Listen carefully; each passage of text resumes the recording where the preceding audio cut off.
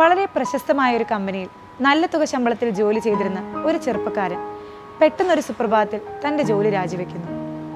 അയാൾ പുതുതായി സ്വീകരിക്കുന്ന ജോലി പടക്കങ്ങളും ചെറിയ തോതിൽ സ്ഫോടക വസ്തുക്കളും നിർമ്മിക്കുന്ന ഒരു ഫാക്ടറിയിലാണ്. അവിടെ ഒരു സാധാരണ തൊഴിലാളിയായിട്ടാണ് അദ്ദേഹം പ്രവേശിക്കുന്നത്.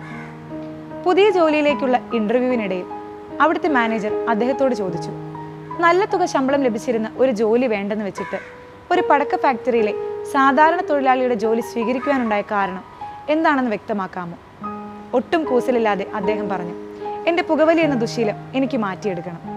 അതുമാത്രമാണ് ഞാൻ ഈ ജോലി സ്വീകരിക്കുവാനുണ്ടായ കാരണം. പുകവലി എന്ന ദുശീലത്തിന് അടിമയായിരുന്നു ഈ ചെറുപ്പക്കാരൻ. എത്ര ശ്രമിച്ചിട്ടും അതിൽ നിന്ന് മുക്തി പ്രാപിക്കുവാൻ അദ്ദേഹത്തിന് സാധിച്ചില്ല.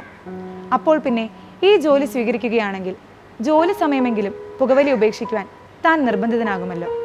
അങ്ങനെ തൻ്റെ ദുശീലം മാറ്റിയെടുക്കാമെന്ന കടുത്ത തീരുമാനത്തിലേക്ക് എത്തി നിൽക്കുകയാണ് ഈ ചെറുപ്പക്കാരൻ. പ്രിയമുള്ളവരെ, നമ്മുടെ എല്ലാവരുടെയും ജീവിതത്തിൽ പലതരത്തിലുള്ള ശീലങ്ങളും ദുശീലങ്ങളുമുണ്ട്.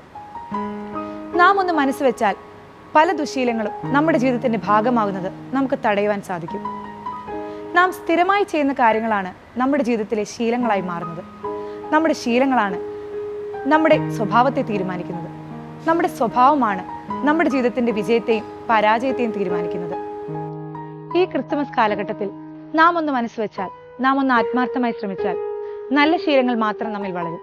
ദുശീലങ്ങൾ കുടിയേറുന്നതിനെ ഒഴിവാക്കുവാനും സാധിക്കും. അപ്പോൾ പിന്നെ നമ്മുടെ ജീവിതത്തിൽ നല്ല ശീലങ്ങൾ വളരട്ടെ. എല്ലാവർക്കും സ്നേഹത്തിന്റെയും ഐശ്വര്യത്തിന്റെയും ക്രിസ്തുമസ് ആശംസകൾ.